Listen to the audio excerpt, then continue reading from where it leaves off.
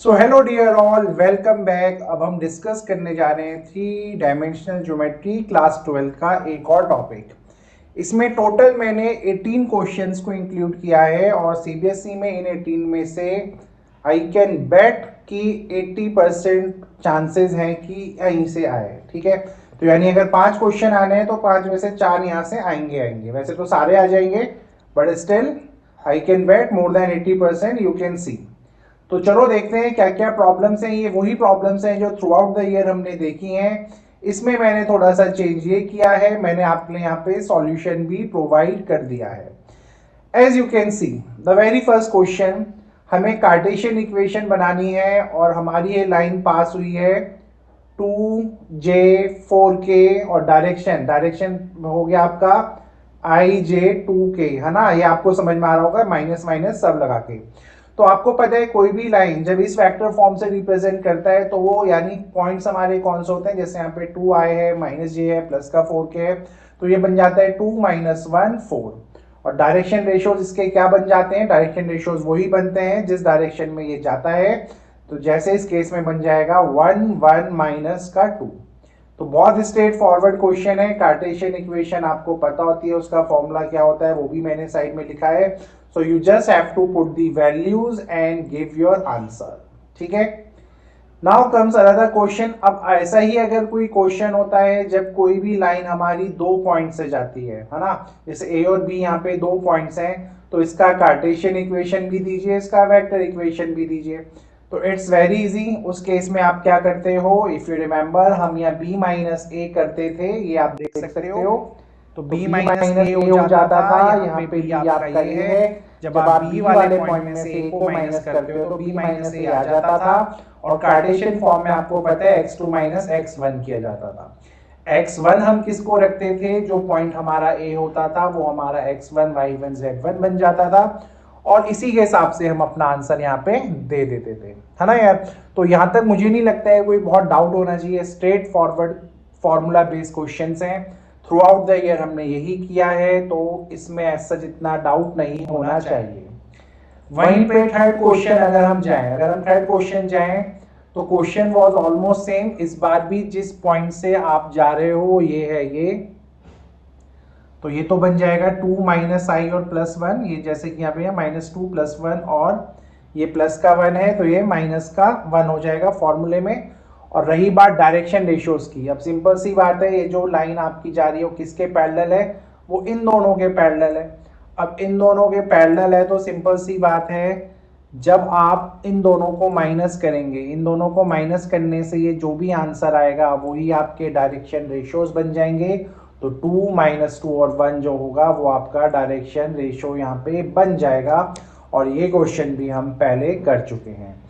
लेकिन अगर आपको फिर भी कोई डाउट है किसी भी प्रॉब्लम में जो भी मैं ये डिस्कस कर रहा हूँ, तो आप मुझे प्लीज़ उसी टाइम पिंग कीजिएगा और मैं आपको इसका सॉल्यूशन प्रोवाइड कर दूंगा ढंग से, या हम एक ऑनलाइन सेशन ले लेंगे to clear all your doubts. ठीक है, अब देखते हैं फोर्थ क्वेश्चन जो मैंने सीरीज में लिया है। वो आपको पता है, किसी भी इस फॉर्म में आपको दे दिया जाता है कोई भी क्वेश्चन और वो आपसे बोलता है इसका वेक्टर इक्वेशन बनाइए, तो rule was very very simple. पहले देखो 6x - 2 है तो आपने 6 कॉमन लिया, दूसरे से 3 कॉमन लिया और इससे 2 कॉमन लिया। फिर आपको पता है जो सबसे ऊपर होता है वो सबसे नीचे जाता है, तो ये 6 आपका यहाँ पे बेसिकली नीचे जाना था। 3 ये 2 है। या इसका दूसरा एक और स्टाइल होता है कि ये जो 3 6 और 2 यहाँ लिखा है इसको डिवाइड करवा दो इन तीनों के एलसीएम से। तो इन तीनों के एलसीएम से जब आप डिवाइड करवा देते तो 6/6 इज 1, ये 2 बन जाता, ये 3 बन जाता। और विद दिस वे आपके डायरेक्शन रेशियोज 1 2 3 आ जाते। आपके जो पॉइंट्स हैं वो यहाँ पे 1/3 और माइनस का 1/3 और 1 बन जाता। और फिर आप अपना इस इक्वेशन में पुट करके इजीली आंसर दे देते। तो ये बहुत इंपॉर्टेंट क्वेश्चन है। आई कैन बेट 5 क्वेश्चंस की अगर मैं लेट्स से अगर बात कर रहा हूँ फॉर एग्जांपल, सो एक क्वेश्चन आपका इस फॉर्म में जरूर बनेगा, ये ध्यान रखिएगा। इस फॉर्म में आएगा, या ये परपेंडिकुलर वाला जो सिनेरियो हमारा होता है जहां पे ये परपेंडिकुलर लाइंस भी होती हैं, तो उस केस में भी वो लैम्डा की वैल्यू जो पूछता था वो भी मैंने आगे इंक्लूड किया है, या वो उस फॉर्म में पूछ सकता है। एनीवेज, फिर देखते हैं फिफ्थ क्वेश्चन, कोलिनियर। कोलिनियर करने के दो मेथड हैं। ये पहले हम एक इजी वाला मेथड ले रहे हैं। कोलिनियर वो पॉइंट्स होते हैं जो एक ही लाइन पे लाई करते हैं। अब सिंपल सी बात है, अगर यहाँ पे P है और अगर यहाँ पे Q है और यहाँ पे अगर यहाँ पे आपका R है, तो सबसे पहले मैंने PQ का वैल्यू निकाला, QR वेक्टर का निकाला, और आपने देखा यहाँ पे इनके बीच में एक रिलेशन है। तो वेक्टर फॉर्म में जब भी कोई दो वेक्टर्स के बीच में एक रिलेशन होता है, यानी ये किसी लैम्डा के बराबर है, तो वो आपस में पैरेलल लाइंस होती हैं। अब सिंपल सी बात है, दोनों के दो में Q कॉमन है, और अगर Q कॉमन है तो ये पैरेलल तो हो नहीं सकते, है ना। पैरेलल होने के लिए ऐसा होना पड़ता है, तो उस केस में Q आपका कॉमन नहीं आता। तो अगर दोनों के दोनों पैरेलल हैं और Q अगर कॉमन नहीं है, तो हम उससे एज्यूम कर लेते हैं कि वो एक ही स्ट्रेट लाइन पे लाई कर रहे हैं। तो ये भी आपको सिनेरियो पता है, क्योंकि हमारे को ये भी पता है भाई, पैरेलल लाइंस और कोलिनियर पॉइंट्स वाली जो लाइंस होती है हमारी, ये इनकी प्रॉपर्टी सेम होती है और वो इसी रीजन से होती है। तो ये बहुत इजी सॉल्यूशन था आपके लिए जो आपने अभी देखा। अब हम देखते हैं इसी सीरीज का सिक्स्थ क्वेश्चन। अब भाई अगर ये कोलिनियर है और आपसे लैम्डा पूछा गया है, तो सिंपल सी बात है, आप लोग कुछ नहीं करते, पहले आप इन दोनों को लेके एक इक्वेशन क्रिएट करेंगे, ये वाली, ठीक है। अब अगर C अगर कोलिनियर है, अगर ये कोलिनियर है, तो ये जो C है वो इस A और B वाली, ये जो भी लाइन यहाँ पे बन रही है, ये A और B वाली जो भी लाइन बन रही है, इसको ये सेटिस्फाई करेगा। अब इसको ये सेटिस्फाई करेगा, तो जहां जहां पे आपका ये x, y या z है, वहां पे मैंने क्या डाल दिया, वहां पे मैंने इस C के जो हैं पॉइंट्स यहाँ पे डाल देते हैं, है ना, ये आपको याद होगा। और फिर यहाँ से हम किन्हीं भी दो इक्वेशंस को, यानी इन दोनों को हम एक दूसरे के अगेंस्ट रख के, एक दूसरे के सामने इक्वेट करके इजीली लैम्डा का वैल्यू दे सकते हैं। तो ये क्वेश्चन आप लोग ऐसे करते थे, इफ यू रिमेंबर, है ना। बिल्कुल याद आ रहा होगा, मुझे नहीं लगता है कोई बहुत ट्रबल होने जा रहा है। क्वेश्चन नंबर 7, आपको कार्टेशियन फॉर्म भी चाहिए, आपको वेक्टर भी फॉर्म चाहिए। पॉइंट आपके ये हैं, पैरेलल, वेरी सिंपल यार। पैरेलल वाले केस में आप लोगों को पता है जो डायरेक्शन रेशियोज इनके होते हैं, वही डायरेक्शन रेशियोज उस पर्टिकुलर लाइन के बन जाते हैं। बट मेक श्योर एक चीज का ध्यान रहे, पहले आपको इसको इस फॉर्म में कन्वर्ट करके दिखाना पड़ेगा। तो जब आप इसको इस फॉर्म में कन्वर्ट करेंगे, 2 को कॉमन लेंगे भाई, तो ये 2 कॉमन लेने के बाद आपको पता है ये z-3 हो जाएगा, ठीक है। आज मेरा टैब खराब है तो मैं इसको माउस से कर रहा हूँ, इसलिए आपको थोड़ा सा ट्रबल आ रहा होगा। ये तो ये कुछ ऐसा हो जाता। अब फिर सिंपल सी बात है, बाकी ये -1 भी ऊपर आप कॉमन लेते, है ना, यहाँ से -1 भी कॉमन ले लेते, तो वो माइनस तो नीचे चला गया। फिर मैंने आपको बताया था ऊपर जो भी होता, तो ऊपर कोफिशिएंट बचता 1, y वाले का भी 1 और इसका बचता 2। तो मैंने बताया है ये जो भी तीनों का कोफिशिएंट ऊपर है उसके ही एलसीएम से हम डिवाइड करवाते हैं, जैसे हमने पिछली बार किया था। तो मैंने यहाँ पे 2 से डिवाइड जब करवाया तो ये बना 2, ये बना 14, ये बना आपका, ये तो एम ही रहेगा ना, क्योंकि 2 से 2 कट जाएगा इस केस में, और ये माइनस वाला यहाँ एडजस्ट होके आपको आंसर दे देगा। सो कार्टेशियन बन गया, तो आपको पता है इजीली वेक्टर फॉर्म भी बन जाता है। तो कोई पैनिक होने वाला बात नहीं है इस क्वेश्चन में भी, बहुत सिंपल क्वेश्चन है, स्ट्रेट फॉरवर्ड क्वेश्चंस आपके इस चैप्टर से आते हैं, ठीक है। चलिए फिर देखते हैं हमारे पास नेक्स्ट क्वेश्चन क्या है। 8th क्वेश्चन में अब यहाँ पे डिस्टेंस वाली बात आ जाती है। तो कोई भी जो लाइन होती है, कोई भी लाइन जो है, ये वो लाइन अगर है और ये आपका कोई पॉइंट है यहाँ पे, लेट्स से P, और ये 5 अगर डिस्टेंस है, तो इस पॉइंट P का जो डिस्टेंस है इस पर्टिकुलर लाइन पे जो भी कोई पॉइंट होगा, मैं एज्यूम करता हूँ मेरे पास A एक ऐसा पॉइंट है जो इस लाइन पे लाई करता है, तो कोई भी पॉइंट जो इस PA वाली या AP वाली लाइन में होगा वो इस फॉर्म का होगा। ये हमने कई बार किया है, आपको पता होता है ना यार। इसको हम क्या करते हैं, इसको हम लैम्डा के अगेंस्ट रख देते हैं, और इसको जब हम यहाँ लैम्डा के अगेंस्ट रख देते हैं तो सिंपल सी बात है, आप फिर इसका क्रॉस मल्टीप्लाई कराते हो, ये 2 बन जाता है, ये -3 आके प्लस हो जाता है, तो ये आपके पास बन जाता है। तो कोई भी पॉइंट इस पूरी लाइन को अगर मैं एक्सटेंड भी कर दूं, कोई भी पॉइंट जो इस लाइन पे होगा वो इस फॉर्म का होगा। और फिर लगाया हमने डिस्टेंस फॉर्मूला x2 - x1 का होल स्क्वायर, y2 - y1 का होल स्क्वायर, z2 - z1 का whole square is equals to that particular distance. और यहाँ से हमने लैम्डा की वैल्यूज उठाई 0 और 2। तो एक बार अगर मैंने 0 डाला तो मेरे पास एक पॉइंट आएगा, एक बार अगर मैंने 2 डाला तो मेरे पे दूसरे पॉइंट्स आएंगे। सो विद दिस वे आप इस क्वेश्चन को भी कर सकते हो, होपफुली याद होगा। फिर हमने क्वेश्चन 9 को भी कई बार देखा है, सेम वही स्टोरी है यार, इस पॉइंट से पास होके जा रहा है, जस्ट अ मिनट, ओके ठीक है। 9 क्वेश्चन सेम क्वेश्चन है, इस पॉइंट से पास होके जा रहा है, तो इसको तो आपने यहाँ डायरेक्ट लिख ही लिया। रही बात ये पैरेलल है, अगर ये पैरेलल है तो आपको बस यहाँ डायरेक्शन रेशियोज निकालने हैं। डायरेक्शन रेशियोज निकाल के हम यहाँ देख चुके हैं, तो डायरेक्शन रेशियोज निकालना इतना टफ नहीं होता है। तो विद दिस वे आपने इस आंसर को भी दे दिया। ये सॉल्यूशन तो मैंने कहीं से कॉपी पेस्ट मारा है, लेकिन आपको मैं वो डिवीजन वाला जो मेथड अभी बताया था ऊपर कि एलसीएम से डिवाइड कर दीजिएगा, आप वो भी करेंगे तो भी आंसर आपका आ जाएगा। और जैसे इसका भी एलसीएम या 35 ही आएगा, तो पूरे को आप 35 से डिवाइड कर देते अगर, तो आपको एट लास्ट यही मिलना था, और ये वैल्यू आपने सीधे डायरेक्शन रेशियोज यहाँ पे डाल दिया। ठीक है, फिर 10th क्वेश्चन, अब आता है एंगल वाले क्वेश्चंस। तो एंगल क्या होगा किन्हीं भी दो लाइंस के बीच में, ये डायरेक्ट फॉर्मूला है, ये आपको पता है। और ये जो भी इनके डायरेक्शन रेशियोज होते हैं, जो भी इनके डायरेक्शन रेशियोज बनते हैं बेटा, सॉरी बीच में एक कॉल आ गया था उस वजह से ये वीडियो पॉज हो गया। एनीवेज, ये तो direct straight forward formula based questions होते हैं। यहाँ पे B1 और ये B2 आपके बेसिकली डायरेक्शन रेशियोज ही होते हैं। तो जब आप इन डायरेक्शन रेशियोज का मल्टीप्लाई करवाते हो तो आपका आंसर आ जाता है। ये आपका फॉर्मूला आपको पता है, तो इसमें मुझे ज्यादा आपका टाइम वेस्ट करने का नीड है नहीं। 11th question is again same. हाँ, अब कोई भी जो लाइन इन पॉइंट से जाएगी वो तो ये समझ में आ रहा है सर ऊपर क्या लिखा है। डायरेक्शन रेशियोज निकालने के लिए जब ये आपस में परपेंडिकुलर होते हैं, तो जब भी कोई परपेंडिकुलर होता है तो उनका जो प्रोडक्ट होता है वो 0 के बराबर होता है। उसी वे में मैंने अज्यूम किया इस पर्टिकुलर लाइन के अगर direction ratios a b c थे, तो आपको पता है ए का इंटू 1 से करवाऊंगा, बी का इंटू 2 से करवाऊंगा, 3 का इंटू सी से करवाऊंगा, तो ये रिलेशन आएगा। सेम वे ये दूसरा रिलेशन आया। यहाँ पे क्रॉस मल्टीप्लिकेशन से करो चाहे एलिमिनेशन से करो, मैंने सिखाया हुआ है आपको।